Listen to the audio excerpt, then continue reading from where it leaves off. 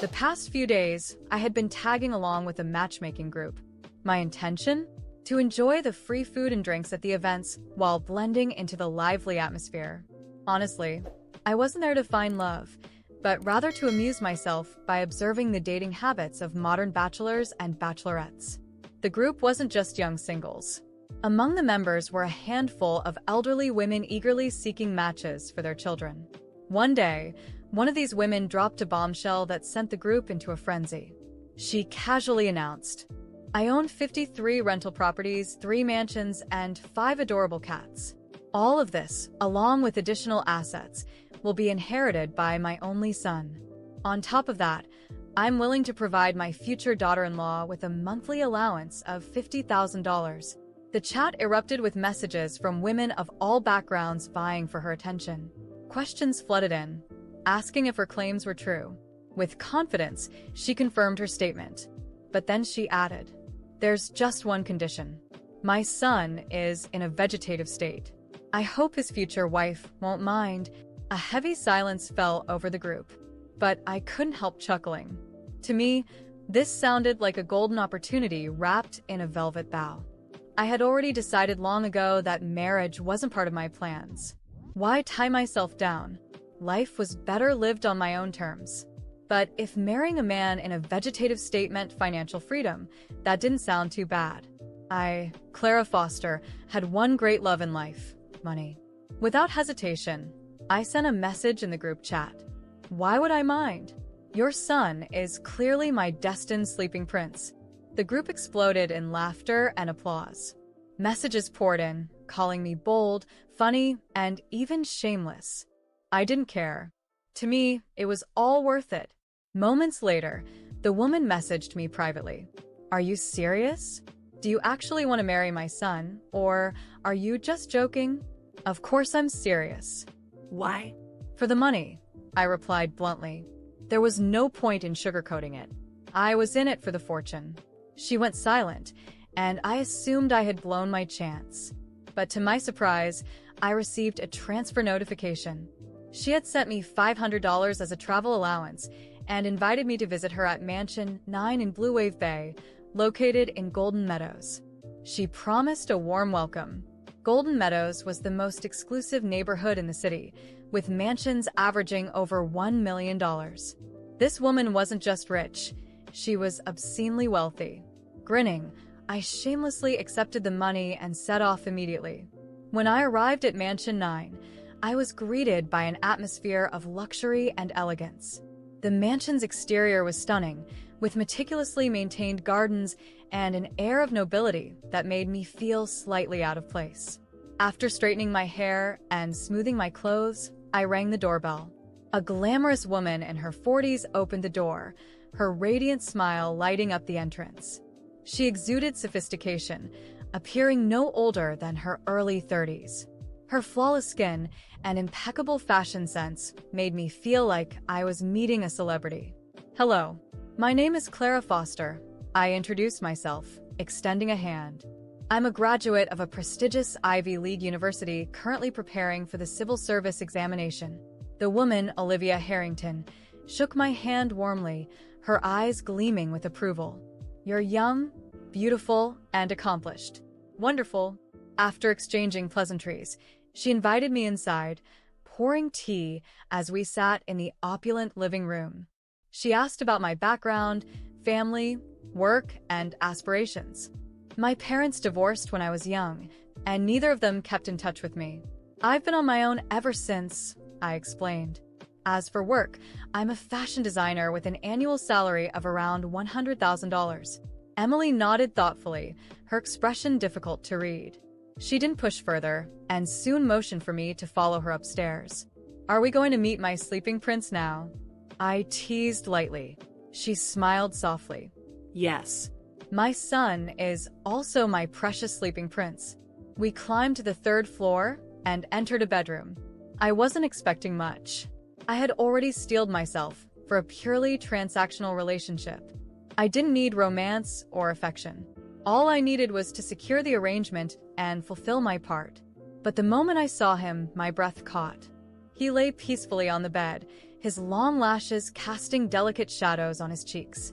His features were so refined, they seemed like the work of a master sculptor. The sharp lines of his collarbones peeked out from under his shirt, exuding an almost ethereal elegance. My heart skipped a beat, and my mind raced. This is my prince. For the first time, I felt something more than ambition or greed. Was it excitement?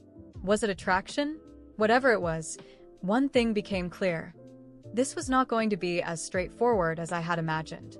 I never expected my sleeping prince to be so breathtakingly handsome. He looked like he had stepped out of a magazine. For years, I had been indifferent to men, but now everything seemed different. Perhaps the rumors were true. Appearances really did have a strange power over us. Emily, the poised woman at his bedside, gently held her son's hand, patting it softly as she glanced at me. Her voice was calm, but her eyes betrayed a deep sadness. "Isabella, this is my son, Marcus. His father passed away when he was just a child. I prayed for him to grow up strong and healthy, but fate had other plans." Her voice wavered, and tears filled her eyes as she stared at Marcus's still form. A wave of sympathy washed over me. Although I was here for selfish reasons, it was impossible not to feel the weight of this family's tragedy.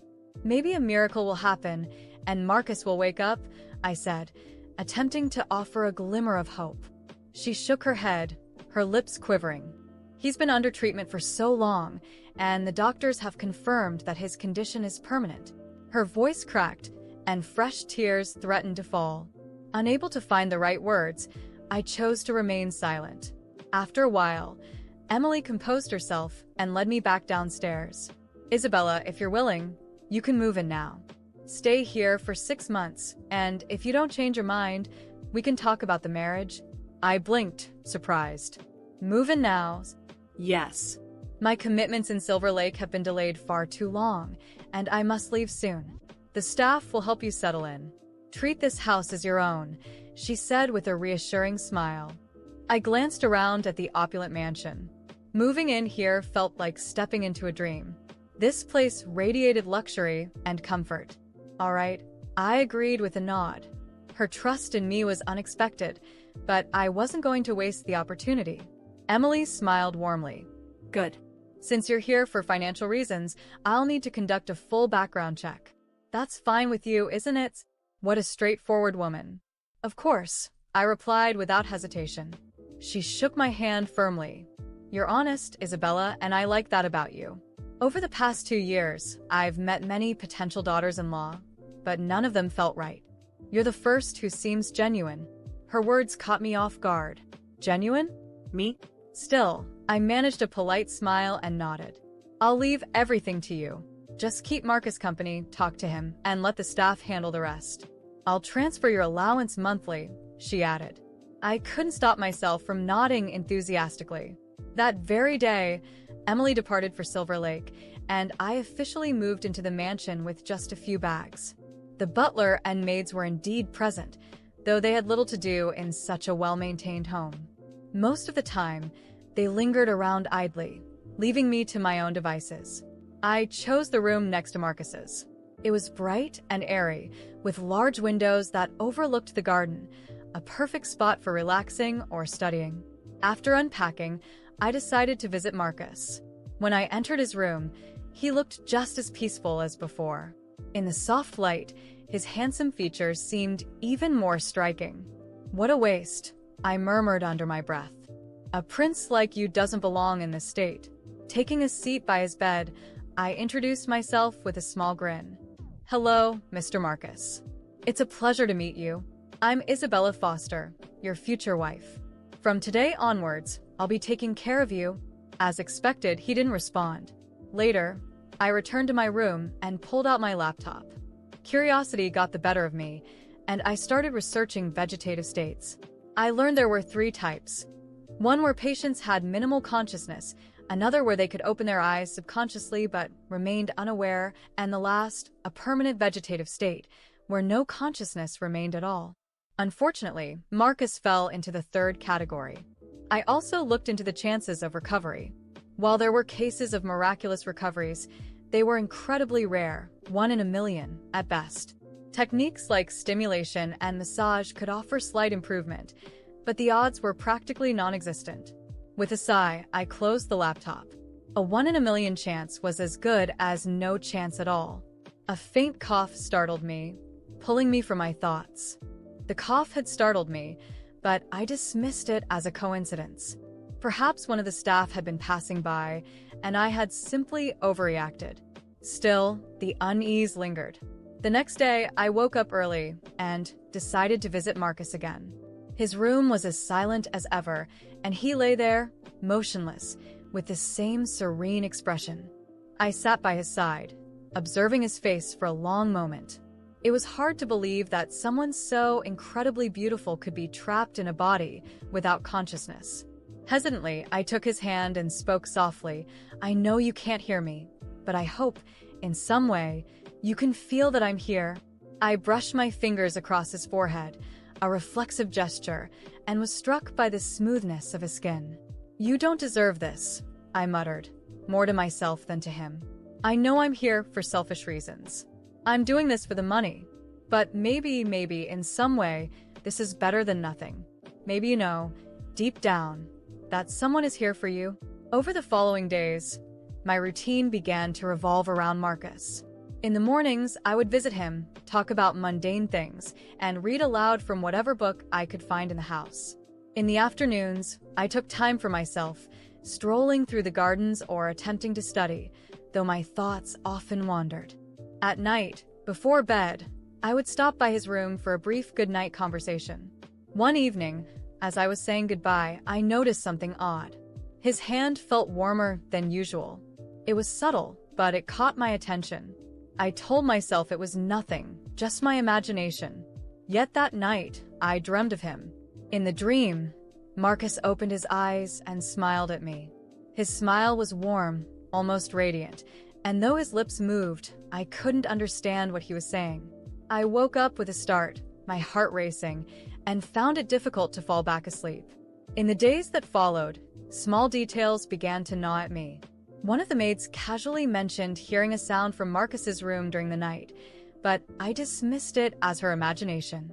Still, something seemed to be shifting, whether in him or in me, I wasn't sure.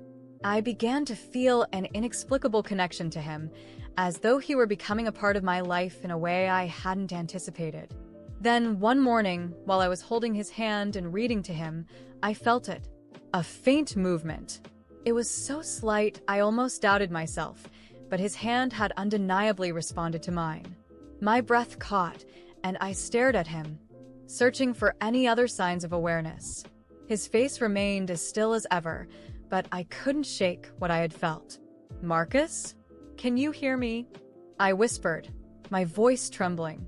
Of course, there was no answer, but my heart pounded in my chest. I reported what I had experienced to the family doctor, who came to examine him.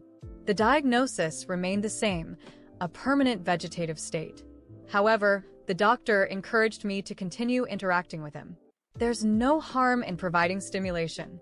Even if the chances of recovery are slim, engagement is beneficial," he said in a clinical tone. I left the conversation frustrated but more determined than ever. If something was changing, I needed to understand it. One evening, while walking through the garden and reflecting on my life and the choices that had brought me here, I heard a sound from Marcus's room. This time, it wasn't a cough but something resembling a soft groan. I rushed upstairs, my heart racing.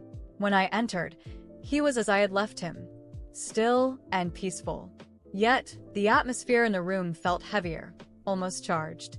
That's when I noticed the balcony door was open and the curtains were billowing in the breeze. I closed the door but couldn't shake the feeling that something was happening. I began to notice changes in the behavior of the house staff as well. The butler, usually calm and composed, seemed tense. The maids whispered to one another, abruptly stopping when I approached. I asked them directly if something was wrong, but they insisted everything was fine. One night, I woke up with a strange feeling and decided to check on Marcus. When I entered his room, I nearly stumbled. Something was off. The bed looked slightly different, as though someone had adjusted it. A faint scent lingered in the air, like perfume, though I hadn't worn any that day. My pulse quickened as I scanned the room for an explanation. I must be imagining things, I murmured to myself, leaving quickly. But the feeling wouldn't leave me. Day by day, it grew stronger. It was as if there was something everyone in the house knew, something I was being kept in the dark about. I was certain something was happening in that house, something no one wanted me to know. The feeling that the staff knew more than they were letting on consumed me day by day. My relationship with Marcus, which had initially been based on self-interest, had transformed into something I couldn't explain.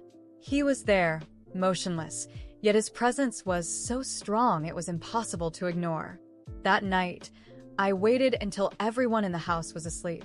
The absolute silence made every sound feel thunderous, but I was determined. I crept into Marcus's room, lit only by the moonlight streaming through the curtains. He was as he always was, but there was something about the atmosphere that made me feel I wasn't alone. I approached his bed and, for the first time, decided to examine the details around him. That's when I noticed something strange, a small journal tucked under the bedside table, almost out of sight. Carefully, I retrieved it and returned to my room. My heart pounded as I opened it, revealing pages filled with elegant handwriting, likely Emily's. The journal told a story that felt surreal. Emily recounted how Marcus had entered his vegetative state after a car accident, but his condition wasn't entirely natural. According to her writings, an experimental treatment had been administered, something that was supposed to help him recover. However, the results had been unexpected. She mentioned strange occurrences, sporadic movements, sounds he supposedly couldn't make, and even the impression that Marcus was conscious, but unable to communicate. The final entries were chilling. Marcus is trapped between two worlds. It's not just his body that's still, his mind is fighting. He's not completely here, but he hasn't left either. The doctors don't believe me, but I know he's trying to come back. I closed the journal, my mind racing. I needed answers. I returned to Marcus's room, a mix of fear and determination driving me. Sitting beside him, I took his hand and spoke softly. Marcus, if you're here, if you can hear me, give me a sign. Nothing happened. The room remained silent except for the sound of my rapid heartbeat. But then, suddenly, I felt a faint squeeze on my hand. It was so quick I almost doubted it, but the certainty struck me like lightning. He was trying to communicate. In the days that followed, I watched Marcus more closely. I spoke to him more often, encouraging him to respond. Small signs began to emerge, a slight twitch of a finger, the faintest sound of a sigh. I knew something was changing. The staff began to notice my persistence and grew more reserved, as though they feared I was uncovering something they wanted to remain hidden. Then Emily returned to the mansion unexpectedly. She seemed surprised to see me so involved with Marcus. I confronted her, holding the journal in my hand, and asked directly, "What really happened to him? Why are you hiding this?" Emily hesitated, but finally broke down. "You wouldn't understand. I did everything for him. I tried to save my son from a worse fate, but now I don't know if I made the right choice." She confessed that the experimental treatment had been risky and that doctors had warned it could leave Marcus trapped between life and death. Even so, she had accepted the risk, as the alternative was to let him go. Her admission shook me, but it also steeled my resolve. If there's any part of Marcus still here, I'm going to bring him back, I promised. In the months that followed, I poured all my energy into helping Marcus recover. I read to him, played music, and encouraged Emily to hire specialists to evaluate new therapies. It was a slow, frustrating process full of moments of doubt, but gradually the signs of progress became undeniable. One day, as I held his hand and spoke about the garden, he squeezed my hand again, this time with enough strength to leave no doubt. Tears streamed down my face as I whispered, "You're coming back, Marcus." "I know you are." The progress was gradual but undeniable. After months of effort, Marcus opened his eyes for the first time. The moment was brief, but it was filled with meaning. His gaze met mine, and for a second, it felt as though everything around us had stopped. He tried to speak, but only a raspy sound came out. Even so, it was enough to fill me with hope. Emily wept with relief at seeing her son finally show signs of consciousness. The mansion, once so silent, became a place of renewed energy. The doctors were astonished, calling it a miracle. But I knew it wasn't just luck. It was Marcus's fight and the connection we had somehow built. In the end, I realized my initial motivation for being there had disappeared. The money no longer mattered. I was there for Marcus, for the person he was, and the life he still had ahead of him. As he continued to fight, I promised to stay by his side, not because I had to, but because I wanted to.